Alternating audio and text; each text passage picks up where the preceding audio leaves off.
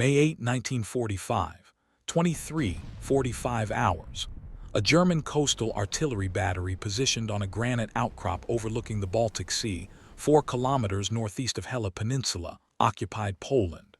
150 naval guns sit in reinforced concrete emplacements, barrels elevated toward the dark water. The guns have been loaded since early evening. Shells rest in breeches. Firing mechanisms are ready. Oberleutnant Klaus Seidel stands in the primary observation post, a reinforced concrete structure built into the cliff face. He is 31 years old. He commands the battery, 42 men, 4 guns, adequate ammunition. Through his binoculars, he observes the water to the north. Soviet naval vessels are present, approximately 8 kilometers distant, destroyers and smaller craft. Their movements are visible through breaks in coastal haze. The battery has been at combat readiness for 18 hours. Standing orders require engagement of any Soviet vessels approaching within 6 kilometers. Seidel's gun crews are at their stations. The fire control equipment is functioning. Range, bearing, and elevation calculations have been completed and updated every 30 minutes. The telephone mounted on the observation post wall has rung twice in the past hour, both calls from regimental headquarters confirming continued readiness status. No firing order has been given. The Soviet vessels remain beyond engagement range but clearly present. Seidel lowers his binoculars. He checks his watch. 15 minutes until midnight. He waits. The guns remain silent. The battery had been constructed in 1940 as part of coastal defenses for the Bay of Danzig. The position commanded approaches to the Hela Peninsula, a narrow strip of land extending into the Baltic that remained under German control, even as Soviet forces advanced across Poland and into Germany proper during early 1945. By May 1945, the Hela Peninsula was an isolated German holdout. Soviet ground forces had bypassed it in their advance westward. Soviet naval forces blockaded it from the sea. Approximately 15,000 German military personnel occupied the peninsula, including army units, naval personnel, and Luftwaffe ground crews. They had held their positions through April despite having no realistic prospect of relief or reinforcement. Seidel's battery had fired intermittently at Soviet vessels throughout April. Engagements were brief. Several salvos fired when Soviet ships approached to conduct bombardment of German positions. The battery had scored no confirmed hits, but had succeeded in forcing Soviet vessels to maintain distance, reducing the accuracy and effectiveness of their naval gunfire. Communication with higher headquarters had been maintained through telephone landlines running underground along the peninsula. Radio communication was also available, but used sparingly due to concerns about Soviet direction finding. Orders came primarily by telephone or motorcycle courier. On May 7, Seidel had received word through the telephone network that Germany had surrendered unconditionally to the Allies. The information came from an operations officer at regimental headquarters located 5 kilometers southwest. The surrender had been signed at Reims. It would take effect at 23:01 hours on May 8, 1 minute past midnight. The operations officer provided no specific instructions regarding the battery's conduct following the surrender. Standard procedures called for cessation of hostilities at the designated time. Weapons were to be secured. Forces were to await instructions from Allied authorities regarding disposition and prisoner processing.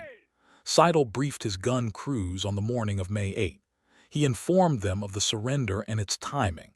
He stated that the battery would maintain readiness until the designated hour, then stand down. The men acknowledged without reaction. They had understood for weeks that the war's outcome was determined. The formal confirmation changed little.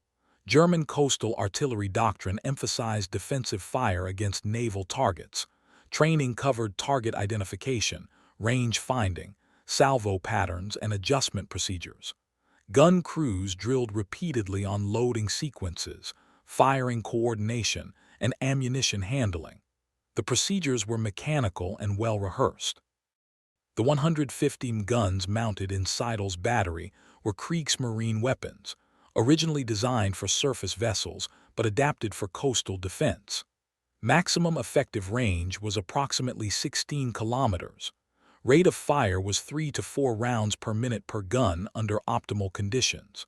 The weapons were reliable and accurate when properly maintained. Fire control procedures required observation, calculation, and communication. The observation post identified targets and determined range and bearing using optical equipment and mechanical calculators. This information was transmitted to the gun positions via telephone. Gun crews adjusted elevation and traverse according to instructions. Firing was coordinated to deliver salvos, all guns firing simultaneously or in rapid sequence to bracket targets. Seidel had commanded the battery for 11 months. He had overseen dozens of firing missions. The procedures were familiar. His crews were competent. Under normal circumstances, engaging the Soviet vessels visible that evening would be straightforward. The targets were within maximum range. Weather conditions were acceptable.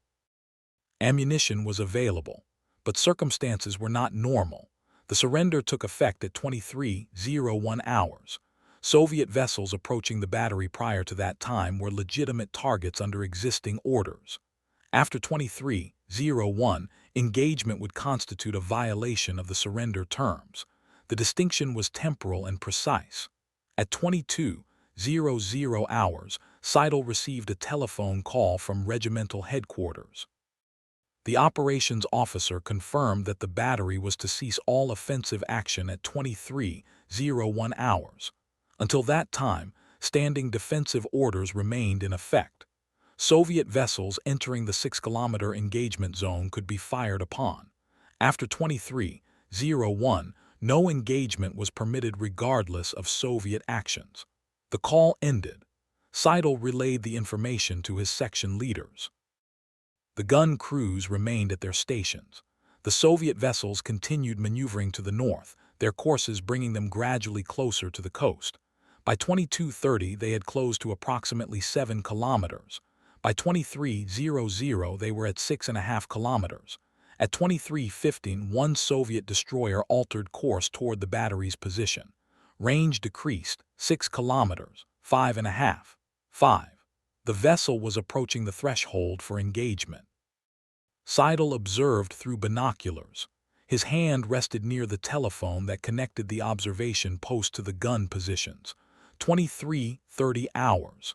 The Soviet destroyer is 4.5 kilometers from the battery. Range is decreasing. The vessel is within effective engagement parameters. Standing orders authorize fire. Seidel does not lift the telephone. He does not issue the fire command. The surrender took effect 29 minutes ago. Offensive action is prohibited. But the standing order existed before the surrender. It specified engagement criteria, Soviet vessels within 6 kilometers. Those criteria are met. The order was never explicitly rescinded. It was superseded by the surrender, but the timing creates ambiguity. Seidel calculates. The surrender prohibits hostilities after 23:01. But does a defensive response to an approaching threat constitute a prohibited hostility? The Soviet vessel is moving toward German positions. Its intent is unclear. It could be preparing to bombard the battery. Defensive fire might be justified. He does not fire. The distinction between defensive and offensive action is too uncertain. The surrender is in effect. Firing now would violate that surrender regardless of justification. The consequences would extend beyond his battery. The entire peninsula garrison could be affected. 23:35 hours. The destroyer is 4 kilometers away, still approaching. Gun crews wait at their positions. They can see the vessel's silhouette against the northern horizon. They know the range. They await orders.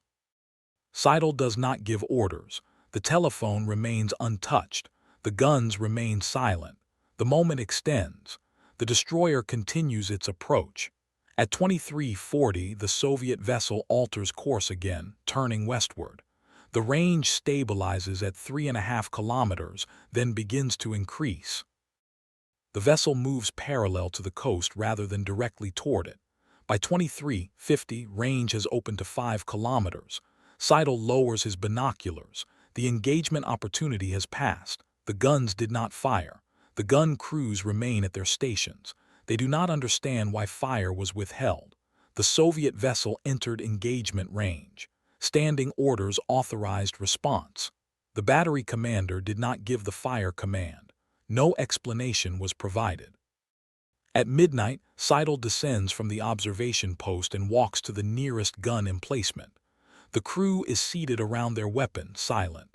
The gun commander, an Oberjefrater named Werner Kohl, asks if the battery will stand down. Seidel confirms. He instructs Kohl to secure the weapon, remove the shell from the breech, return it to the magazine, lock the breech, cover the gun. Kohl acknowledges and begins the procedure. Seidel moves to the other emplacements and issues the same instructions. The crews comply. Shells are extracted from breeches and carried to the magazine. Firing mechanisms are locked. Canvas covers are secured over barrels. The battery transitions from combat readiness to secured status. At 00:30 on May 9, Seidel returns to his quarters, a small room in the barracks structure built into the hillside behind the gun positions. He sits at his desk. He does not write a report. There is nothing to report. No engagement occurred. The battery stood down as ordered. The sequence of events was routine except for the Soviet vessel's approach, and that approach resulted in no action. He considers whether he should have fired. The vessel was within range. Standing orders provided authorization. The timing was ambiguous. The surrender had taken effect, but the vessel's approach created a potential threat. A case could be made that defensive fire was appropriate. But he knows that case is weak. The surrender was absolute. It did not include provisions for defensive responses to perceived threats. Firing after 23:01 would have been a violation. The consequences could have been severe, not for him personally, but for the men under his command and the larger garrison. At 01:00, the telephone rings. Regimental headquarters. The operations officer confirms that the battery has stood down. He asks if any incidents occurred during the transition. Seidel reports that Soviet vessels approached but did not engage. The battery did not fire. The officer acknowledges and ends the call. Seidel remains at his desk. The battery is quiet. The war has ended. The guns are silent. He waits for morning and whatever instructions will follow. The order to cease hostilities at 23:01 hours on May 8, 1945, was clear and unambiguous. It had been transmitted through military channels from the highest levels of German command. The surrender was unconditional. All offensive and defensive military operations were to cease at the designated time. Seidel understood this. He had received the order through official channels. He had briefed his subordinates. The instruction was explicit: no engagement after 23:01. The timing was precise to the minute.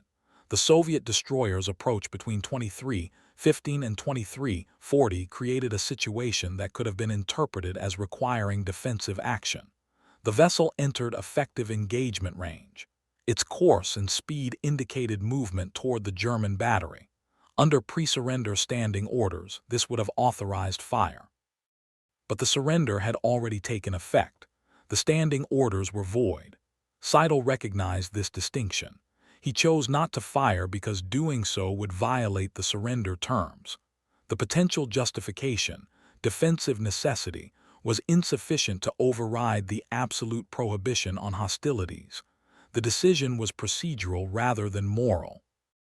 Seidel did not weigh the ethics of firing on Soviet forces after surrender. He assessed the tactical and legal situation. The surrender was in effect. Firing was prohibited. The choice was clear once that assessment was made.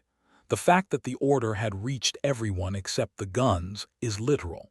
The surrender instruction had been communicated to Seidel and his command structure. It had been briefed to the gun crews. But the guns themselves, the physical weapons systems, remained in combat-ready configuration until after the Soviet vessel's approach. The decision not to fire was made by the battery commander, not by any technical inability or procedural failure. Had Seidel chosen to fire, the guns would have functioned. The crews would have executed the order. The shells would have been delivered on target. The technical capability existed. What prevented the engagement was human decision, Seidel's assessment that firing would be inappropriate given the surrender. This decision was made without consultation. Seidel did not contact regimental headquarters during the Soviet vessel's approach. He did not request clarification or authorization. He made the decision based on his understanding of the situation and the orders he had received. Morning of May 9 arrived with overcast skies and light rain. The battery remained in secured status. Gun crews conducted routine maintenance, cleaning weapons, organizing equipment, maintaining facilities. No combat readiness was required. The war had ended. At 09:00 hours, Seidel received orders to assemble his personnel for transport to a Soviet collection point. German forces on the Hela Peninsula were being processed for prisoner of war status. The battery would be disbanded. Personnel would be moved to temporary camps pending further disposition. The disassembly of the battery position began immediately. Weapons were disabled per Soviet instruction, breach mechanisms removed, optical equipment dismantled, fire control systems rendered inoperable. Ammunition was consolidated and prepared for Soviet inventory. Personal equipment was packed. By afternoon, the battery position was stripped of functional military capability. The concrete emplacements remained, but the weapons were inert. The observation post was emptied of equipment. The barracks were cleared. At 16:00 hours, trucks arrived to transport the personnel. Seidel's men loaded their gear and boarded. The convoy departed the battery position, traveling southwest along the peninsula toward the collection point.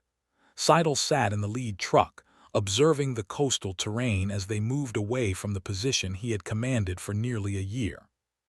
The collection point was a large open area near the base of the peninsula, where thousands of German military personnel were being assembled. Soviet officers directed the process: registration, segregation by rank and unit, assignment to temporary holding areas. The procedure was organized but impersonal. Seidel and his men were processed over several hours. They were separated by rank, officers to one area, NCOs and enlisted to another. Seidel gave final instructions to his section leaders, then reported to the officers' holding area. He did not see most of his battery personnel again. The holding areas were open-air enclosures surrounded by wire. Shelter was minimal, tents and improvised structures. Rations were provided twice daily. Sanitation was rudimentary. The conditions were adequate for survival but uncomfortable.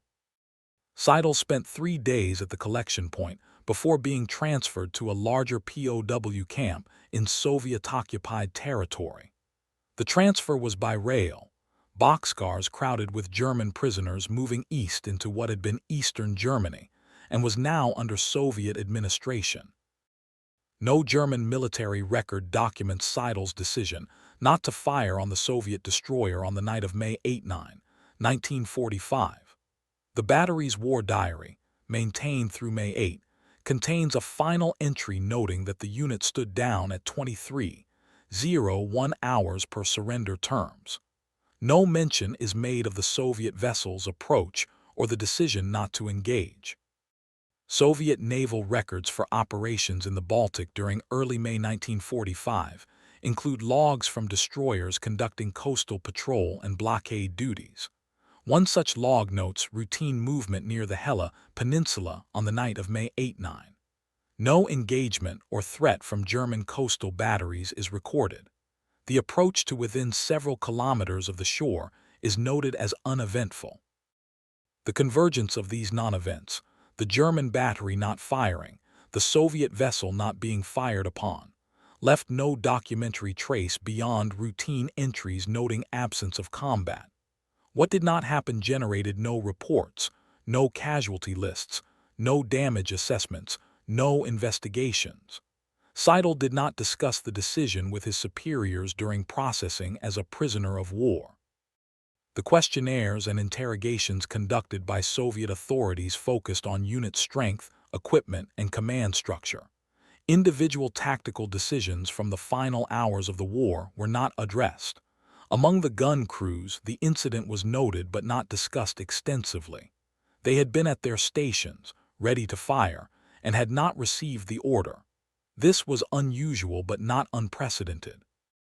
Missions were canceled, fire orders were withheld, targets were allowed to pass for various tactical reasons. The specific circumstances of May 8-9 did not distinguish this instance sufficiently to warrant particular attention. The order to cease hostilities had reached the battery command. It had been communicated to the gun crews. But in the moment when engagement was possible, the physical connection between order and execution, Seidel lifting the telephone and issuing the fire command, did not occur. The guns remained silent not because they could not fire, but because they were not ordered to fire. Klaus Seidel remained in Soviet captivity until 1949. He was held in camps in Poland and later in the Soviet Union. He worked in labor details, construction, agriculture, factory work. The conditions were harsh. Many prisoners did not survive. Seidel survived.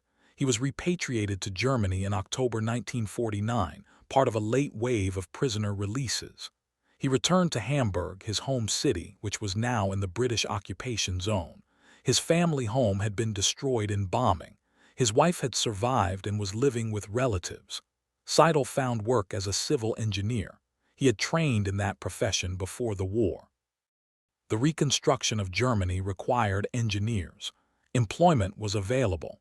He worked on building projects through the 1950s and into the 1960s. He did not discuss his military service extensively. In 1962, he received a letter from Werner Kohl, the gun commander from his battery. Kohl had located him through a veterans association. The letter was brief, an update on Kohl's life, a question about whether Seidel remembered certain events from the battery's service. Seidel replied with a short letter confirming he remembered. He did not elaborate. The correspondence did not continue. Seidel retired in 1972. He died in 1981 at age 67. His widow donated his personal papers to a local archive. The papers included military documents, service records, unit rosters, a few photographs. The battery's war diary was not among them. It had been left at the collection point in May 1945 and presumably was destroyed or lost. The Soviet destroyer that approached the battery on May 8-9, 1945, continued operations in the Baltic through the end of May. It participated in the final phases of the Soviet naval blockade of remaining German holdouts. The vessel was decommissioned in 1958 and scrapped. Its logs and operational records are archived in Russian naval historical collections. The entry for May 8-9 notes routine patrol. No engagement. No incident. The coastal battery position on the Hela Peninsula was dismantled by Soviet forces in 1945. The concrete emplacements were partially demolished. The site was abandoned. Over subsequent decades, the structures deteriorated. Today, remnants of the battery are visible: cracked concrete, rusted metal fixtures, overgrown positions. No markers identify the location or its history. 4 guns loaded and ready. A target within range. A fire control system prepared. A crew awaiting orders. A telephone connecting the observation post to the gun positions. An order that was not given. The surrender took effect at 23:01 hours. Standing orders authorized engagement. The Soviet vessel approached. The timing created ambiguity for 17 minutes, from 23:15 when the vessel entered potential engagement range until 23:32 when it altered course. In those 17 minutes, the decision not to fire was made continuously, moment by moment, as Seidel observed and chose not to lift the telephone. The order to cease hostilities had reached everyone: command staff, battery commander, section leaders, gun crews. It had not reached the guns themselves until Seidel chose not to transmit the fire command. The guns remained ready. The capability existed. The authorization under old orders could be argued. The prohibition under new orders was clear. Seidel's hand near the telephone not lifted, the fire command not issued, the guns not firing, the moment passing, the Soviet vessel turning away, the opportunity dissolving, no shots fired, no casualties, no violation of the surrender, no incident to document. The battery stood down at midnight. The crews secured their weapons. The war ended as ordered. The silence was complete and unremarked. The order had reached everyone except the guns, but orders do not reach guns. Orders reach people who operate guns. The people received the order. They chose not to execute the prior order. The guns remained silent because people kept them silent. May 8, 1945. 150 guns that did not fire, a destroyer that was not engaged, a surrender that was not violated. The decision was procedural. The outcome was nothing. The record is empty. The silence holds.